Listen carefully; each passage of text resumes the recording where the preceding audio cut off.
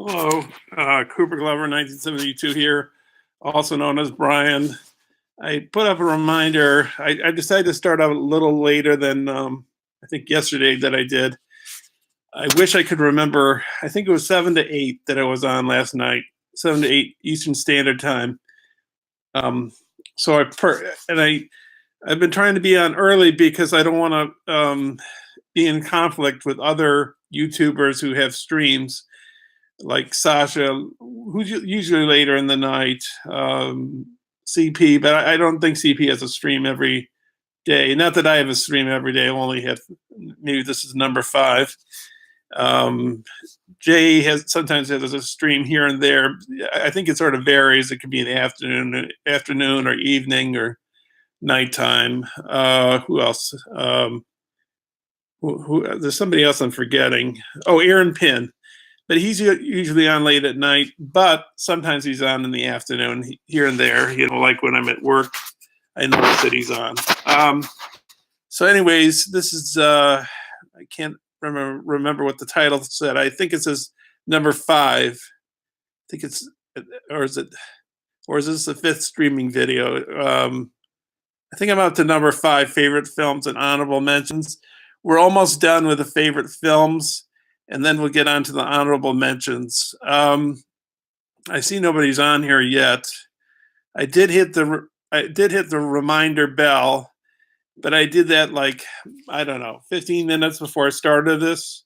So maybe nobody's aware or caught by surprise that, I'm on right now. And so I don't know, maybe I'm not, people are not ready, aware that I'm on or whatever. And I got on purposely because a friend of mine on here, he likes a certain director that I like, Ingmar Bergman, and I'd like to show my Bergman movies. But actually I have Kubrick as well. That's right.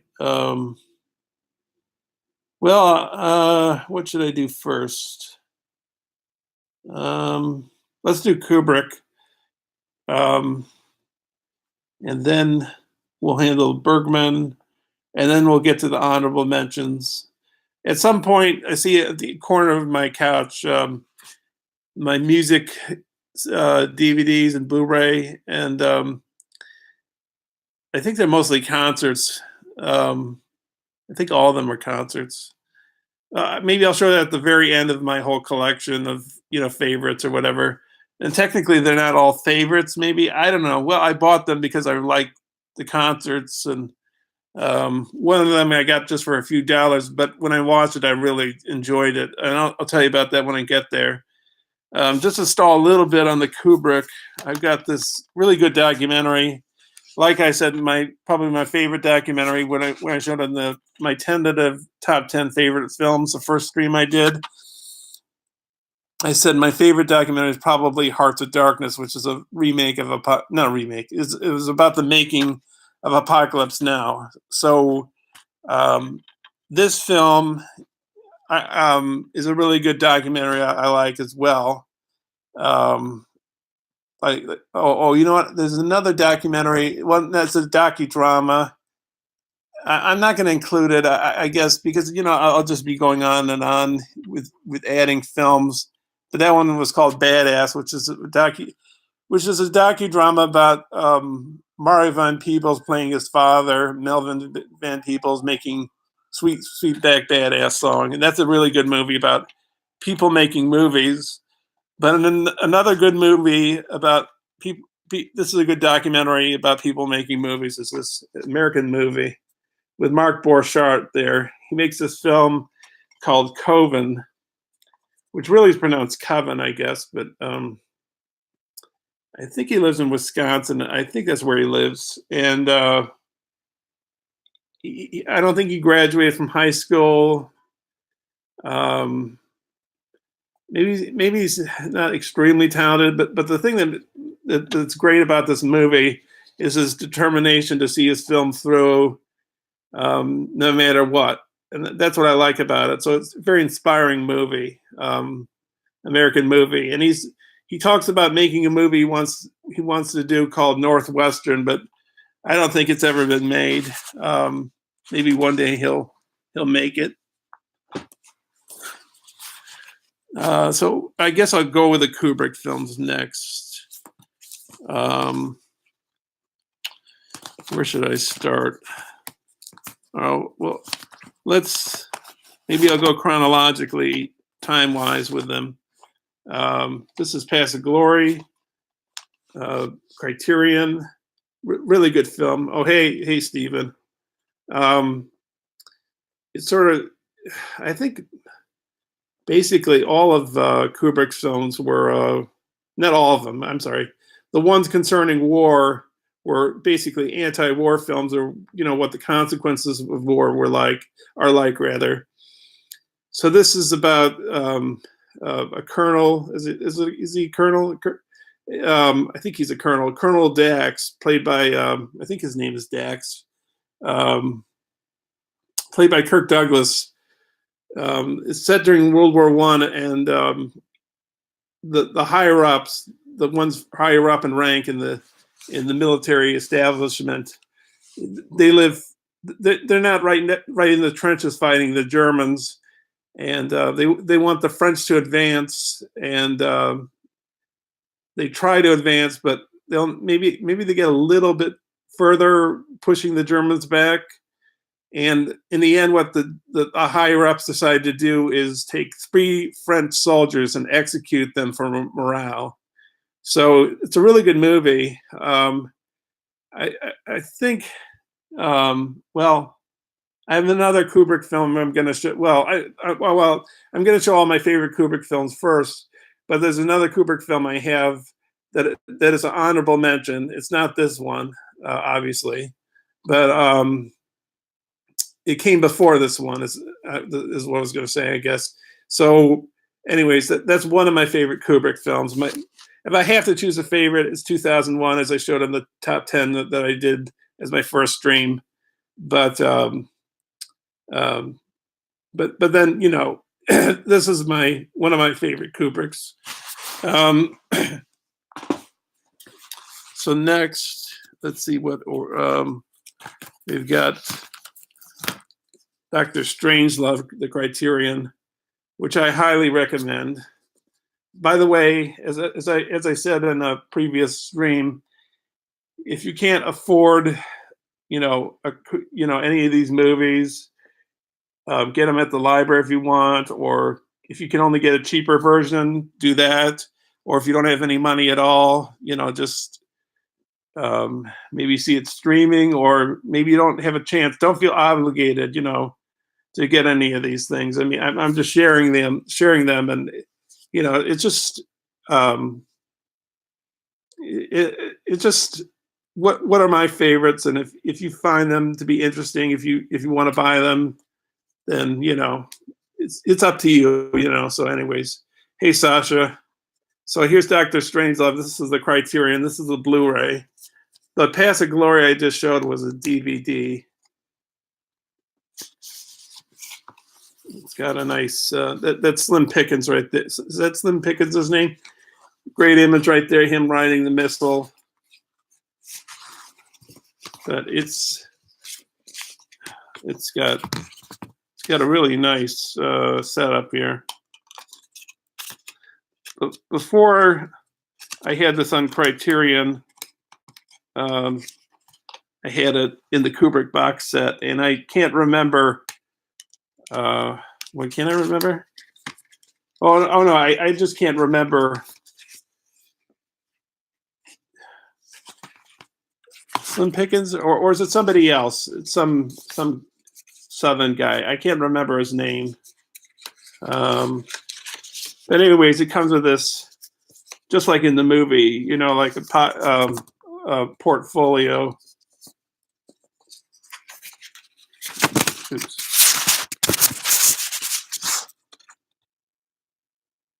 She's related to one of the crew, I think, according to the film. But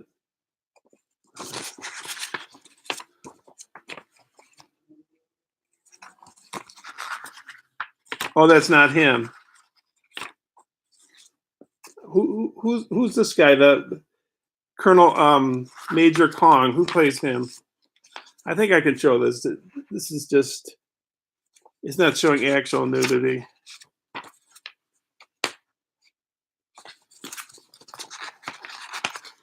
But this is one of Kubrick's best movies. Really, one of the best comedies ever made. I think I can say. And then it's got this.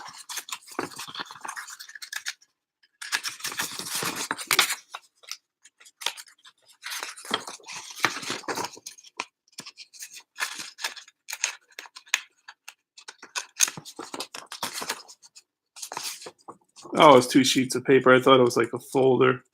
But you can see you put a lot of work into this. Criterion does a lot of good packaging for their movies. So put it down here. Next step is, what's the next movie? Oh, yeah.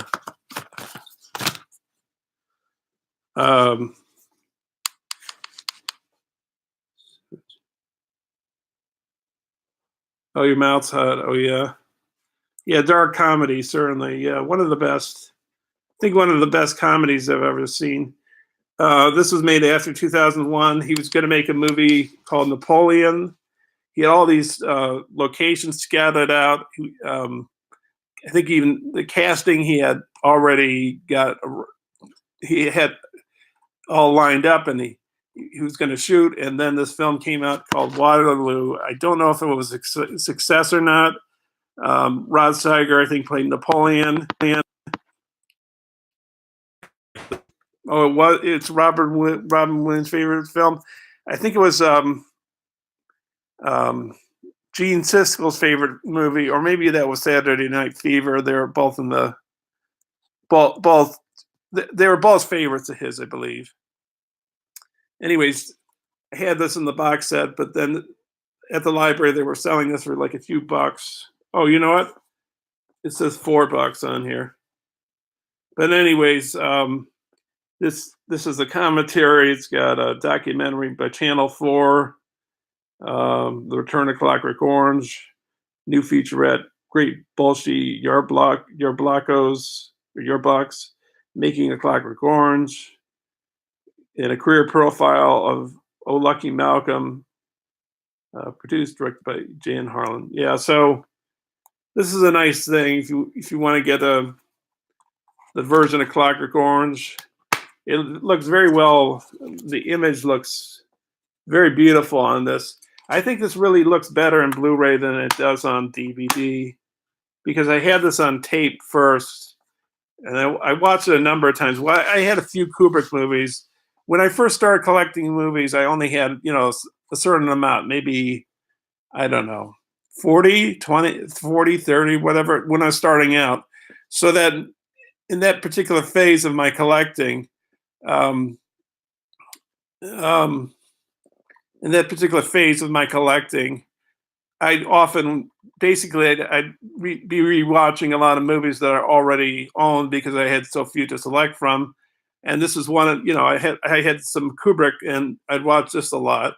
But anyways, then I got the box set this was on, but it doesn't have any special features except a trailer. But this is some really good special features, and I think it looks more beautiful looking than it did on DVD. So that's Clockwork Orange. Next up, we have a film that bombed in America. I think it was a fairly big success in mainland Europe. I don't know if it's the success rate of it in England, but it's Barry Lyndon. I had this in the Warner Brothers box set, but I got this on Criterion, and this is just loaded with special features. I really love it. I don't know. It'd take a long time to go through all these special features, but maybe I could just dart through them. a new documentary featuring cast and crew interviews, with the interviews from '76 with Kubrick, and a new program about the film's groundbreaking visuals, featuring focus puller Douglas Milsom and gaffer Lou Bogue, as well as excerpts from a 1980 interview with cinematographer John Alcott. A new program featuring historian Christopher Frayling, who I talked about yesterday, an Academy Award-winning production designer Ken Adam. New interview with editor Tony Lawson. French television interview from 1976 with Ulla Britt Soberlin, who co-designed the film's Oscar-winning costumes.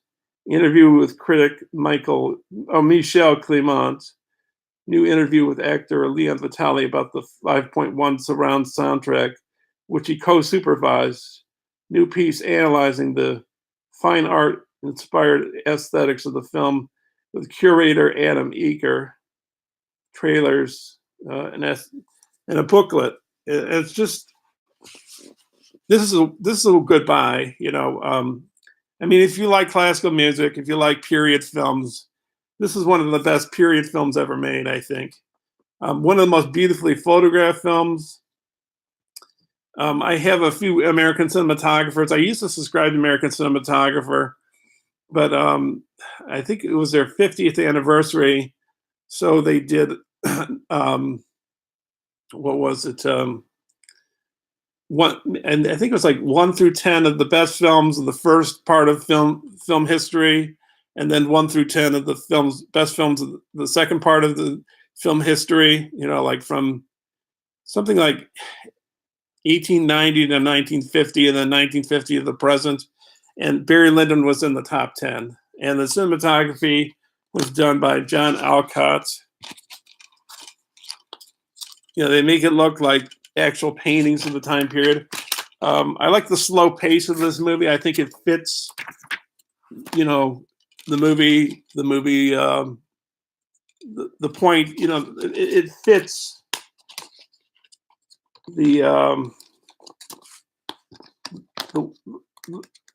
it fits the movie's, if I can get this out. I'm going the wrong place. It fits the movie's. Let's see this too. It fits how the movie works. How I'm sort of struggling here, trying to.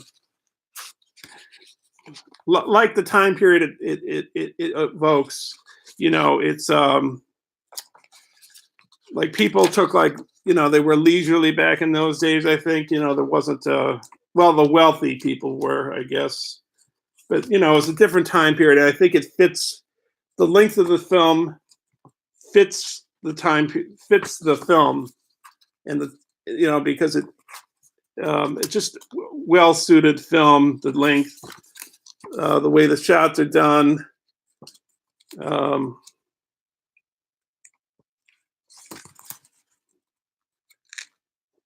intermission was removed from Heaven's Gate.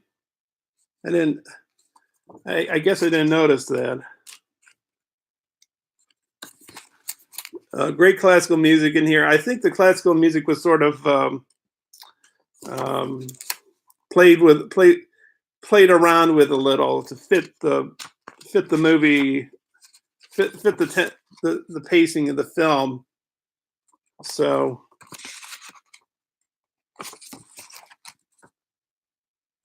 but I think it's showing what that time period was like.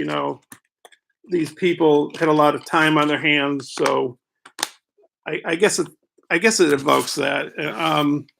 And the beautiful sets by Ken Adam. I guess I've said enough about it. Hey, Wolf. Okay, so now we come to the last Kubrick I really like a lot. One of my favorite horror movies.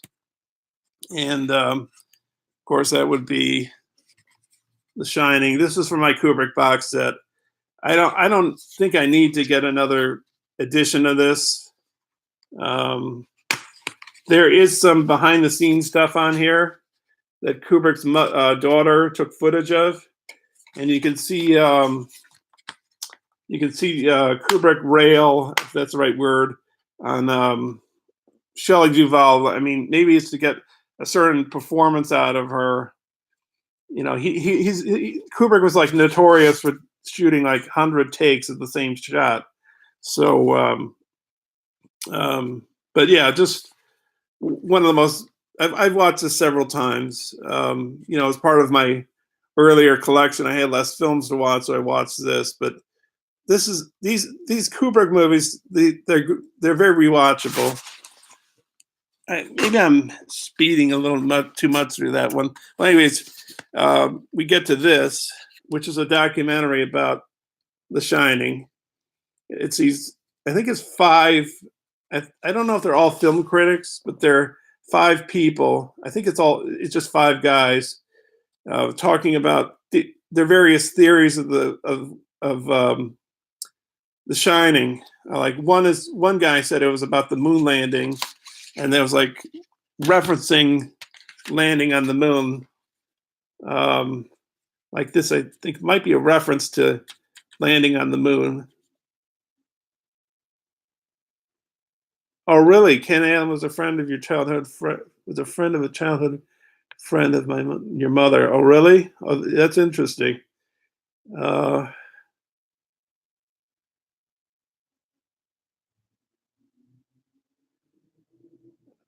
I haven't really watched. I remember. I don't know if I'll butcher his name. Zorani Zarek. Yeah. Uh, but like there's some special features here, and one theory is it's about the Native American genocide. But the guy that was talking about the Apollo 13, is it Apollo 13, the one that landed on the moon, or 11? There's one scene in the movie where Danny is wearing an Apollo T-shirt and Apollo 11, and in the extra features, he's on a panel, and at this film festival, and Leon Vitali is there too, who played Lord Bullingdon and Barry Lyndon, and this guy is saying, well, this is about the about the moon, faking the moon landing, and Leon Vitali says, well, all we did for that shot was we had this sweater around. It was Apollo. It was a sweater with Apollo rocket on, and we put it on him. So.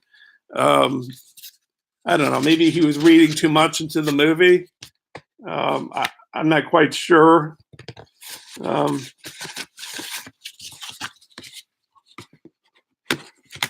there's kind of some crazy ways of thinking about what this films mean, but it's kind of an interesting movie. Okay, so glad you're here, Sasha, because I'm going to show some Bergman. Yesterday, Jace was here, and it was good because he's into westerns, and I thought he'd really be into seeing some favorite westerns of mine. So, and this will be the last of the favorites. Then we get to the honorable mentions. At the very end, we'll get to music, like basically their concerts. I can't find one of the concerts. It's somewhere around here, but when I get to it, I'll put it with the other concert ones, and then I'll show you those. So, but anyways, here's Bergman. We've got Persona. This was when they were doing dual format Blu-ray and DVD. Criterion does beautiful jobs with these. With the packaging, there's no real artwork there, but of course that's what's on the front of your that's what the cover on your box set is for, Sasha, right? Yeah, so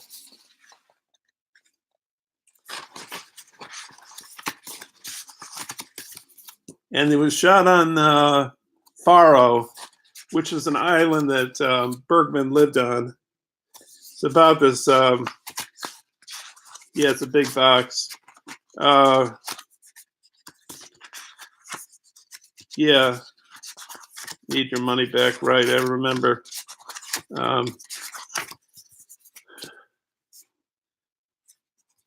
It's about this woman who's an actress who has a nervous breakdown and doesn't talk, and she's put in the care of a nurse, and it's their relationship together. I have a book on Persona. I can't remember if I've shown it in my collection, some of my book collection videos. I think I might probably do some more book collection videos. I think they'll probably be streams, and I'll show you the rest of my book collection. I'll try because in the summer it's really hot in my apartment, and going up to the attic above me is kind of a bother. So I did show a little, but not everything.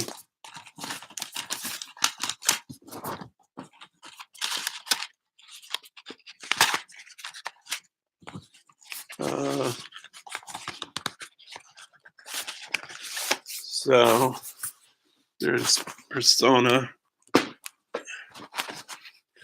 So now we got,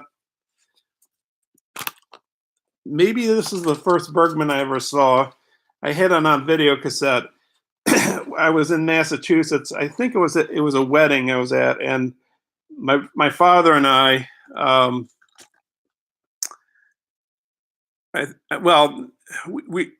my family they were going to a wedding, and then we stopped at this video store, and we picked up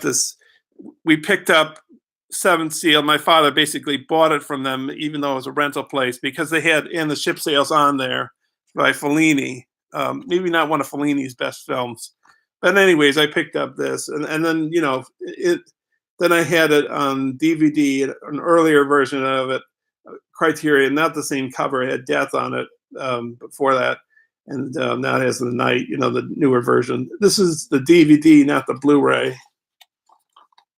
This is 2 discs. It's about a knight who plays a game with death. It's set during the bubonic plague, and the conditions are if he wins the chess match, he doesn't have to die. So it's kind of allegorical.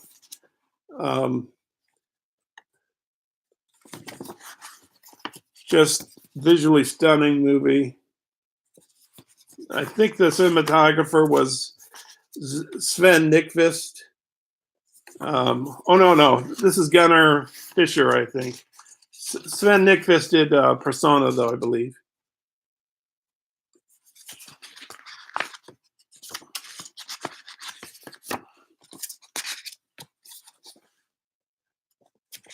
So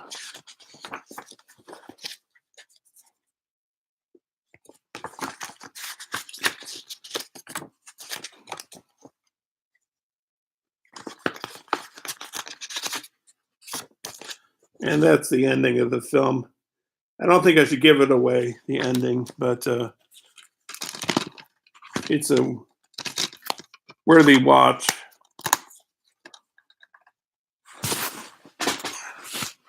So now we have another film. Well, you know what? I'll go with this one next. I think I recorded this one off of public television the first time I saw it. Yeah, I did. Wild Strawberries. It's about a professor who's getting an honorary degree. He's played by Victor Seastrom, who was an idol of Ingmar Bergman. And he's sort of reflecting on his life, thinking back of his past. It's got a great dream sequence in it. So I don't know if there's too much to this one. There is a film, there is a commentary by Peter Cowie. There's a 90-minute documentary by filmmaker and author John Donner, some stills. So I gotta say, Wild Strawberry, but Wild Strawberries. Well, maybe for younger viewers, they couldn't get, they wouldn't be into it. I'd say.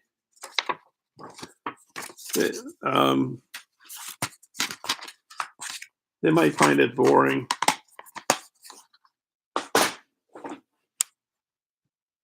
This next one, I believe the film, which film was it, of Wes Craven's? The Hills Have Eyes, or that Last House. I think it was Last House on the Left. It's based on Virgin Spring. I think it was Leonard Maltin who said like Last House on the Left was like a cheap knockoff or whatever of this movie. There might have been another movie that's based on this as well. I can't remember if that's the case. It's about this two sisters. This one is kind of a Christian, naive. I think and that's why she's called a virgin, because she's a virgin, I believe. And then she has a sister. I think the sister is played by Harriet Anderson, maybe, who's kind of pagan. It's in this time period of Europe where they're going into a transition from Christianity, from Islam, from paganism into Christianity. There's a introduction by Ang Lee, who directed Crouching Tiger. He directed Ice Storm. Audio commentary by Bergman Scholar Brigitte Steen. Video interviews with actresses Gunnar Lindblom and Brigitte Peterson. An audio recording of a 75 AFI seminar by Bergman. So, but so anyways, I don't want to spoil too much of it. Oh, you're going to have a Bergman thought. Summer interlude. I didn't include it, but yeah, that's the pagan sister right there. And then there's a Christian sister. Something happens to the Christian sister, and that's in reference to the title. This is a really good movie, but obviously, most of the films I buy, I have some blind buys. I have a fair amount of blind buys, but I would probably be buying this because I like the movie. Otherwise, I wouldn't have bought it. Or feel that it would be a good film.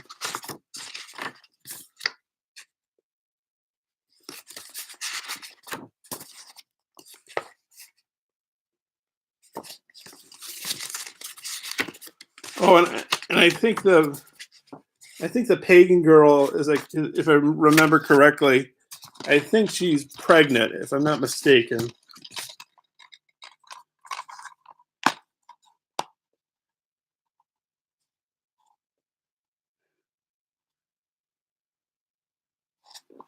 I don't know. Night School. I don't know what that is exactly. And this one's a good one.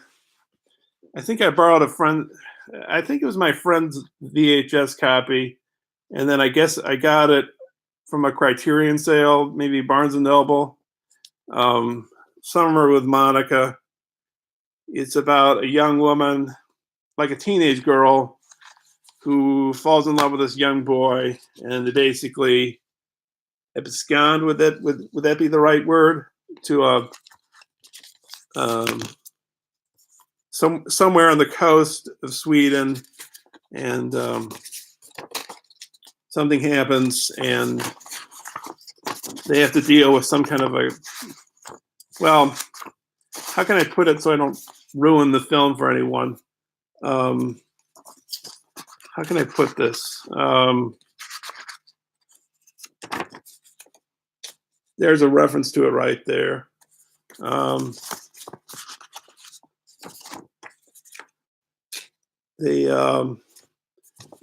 just say they have this relationship, and something comes out of the relationship that they have to deal with. Let's put it that way.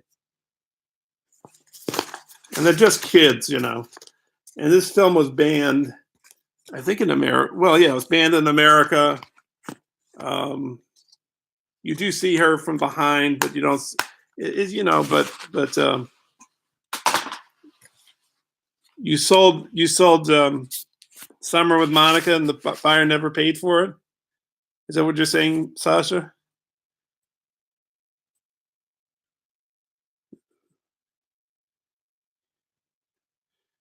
I'm just looking at the chat. Okay, so now we're done with favorite films of all time. Other favorite films. Yeah. Okay. So these are in no particular order. It's good. The other honorable mentions, we're going to have to go through a few more streams to get through them all. And then at the very last stream, I'm going to do my music concerts because I just don't know where the other one is. Anyways, let's start off with this first honorable mention. It's called Primer. I bought this, I think I bought it used off of Amazon. It was shot on a $7,000 budget. It's kind of hard to understand in a way. Maybe it's one of those films you have to watch more than once, but it's about time travel, and it's pretty interesting. I think it was shown at Sundance. I think if you want to buy it, it's pretty cheap. And then I have this, which is a tin. It's one of the only few tins I have. It's RoboCop. There's two different versions of RoboCop. An unrated one. I can't remember if the other one.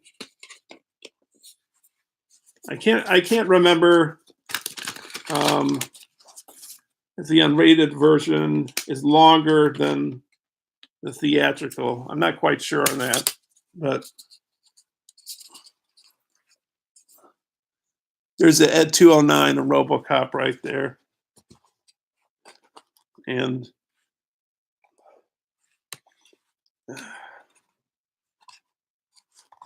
I could show these.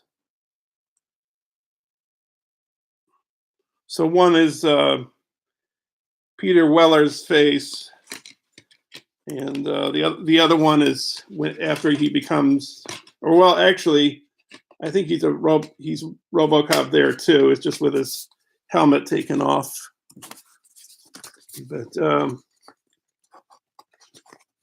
it's a fun movie to watch. I think I tried watching number 2 or number 3. I think it was number 2 that I watched, and I couldn't get into it. But this is a lot of fun to watch. I can't remember. Oh, there's a commentary by Paul Verhoeven. The main villain of the film, played by what's his name? I can't think. Well, there's more than one villain. The guy who plays Clarence Boddicker. I can't remember the guy who plays him, but anyways, what's his name? Paul Verhoeven modeled him after one of the Nazis. I think it was Rudolf Hess, or I don't know, somebody like that. Kurtwood Smith, yeah. But he's modeled after a Nazi.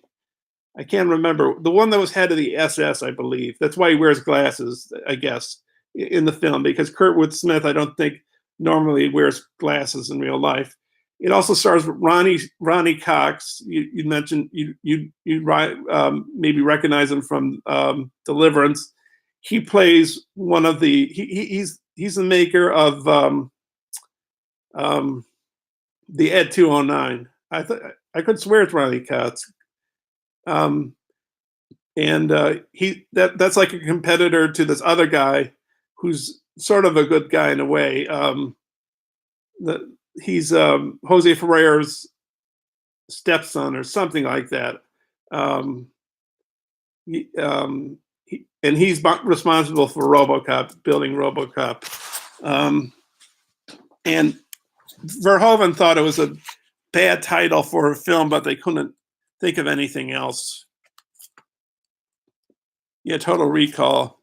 I don't know if I love Total Recall that much, and here's a director. I think of all the films I've seen his, I only like this one. I might be in the minority. Maybe I should drink some water.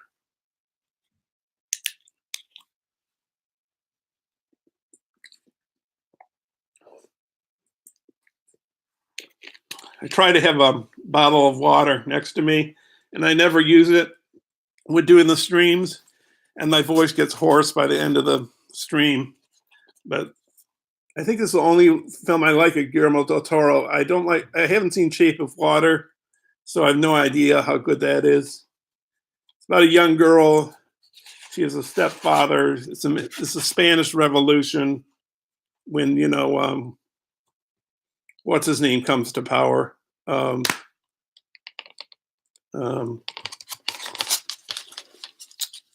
Can't remember what his name is. Francisco Franco. I don't know what the bad news is, Teresa. And hello, Teresa. But she's this imagination, and these creatures come to life. It's a pretty good movie. I like it a lot. In a way, I'm sort of speeding through this, I guess. I might go over a little an hour. I'm at 41 minutes right now. This is Excalibur. It's made by John Boorman, who I mentioned before. Oh my God. Oh, that's awful. And I was going to call him this weekend. Oh man.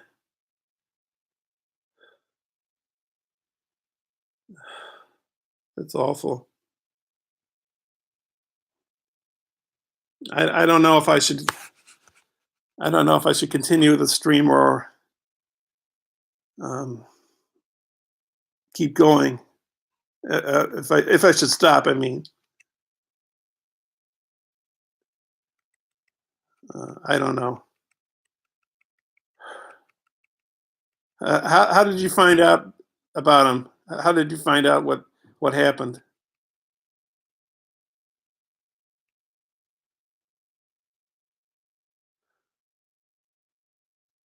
Oh, it was on Facebook. I'm sorry. Yes, the FB. Okay. Yeah, I hadn't. I think I was gonna go on Facebook after this stream. If you guys want me to continue, I'll continue. But if you think it's just, I don't know. Is that okay to say? I don't know. Maybe I should stop. I don't know. I'll just wait for your comments, see what you have to say.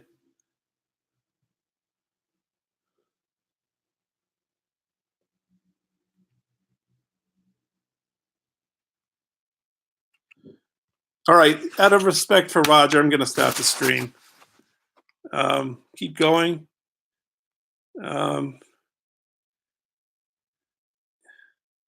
You know what?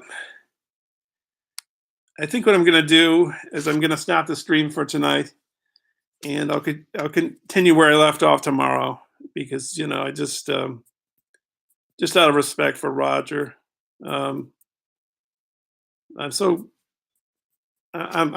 just feel terrible that he's passed away, and I wanted to talk to him again, but anyways. But at least he died. I assume peacefully, he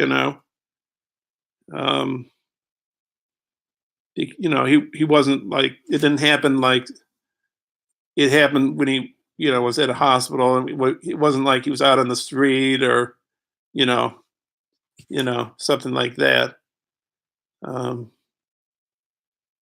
Yeah. But all right, so I'm going to stop, and I'll be on here tomorrow, maybe around the same time.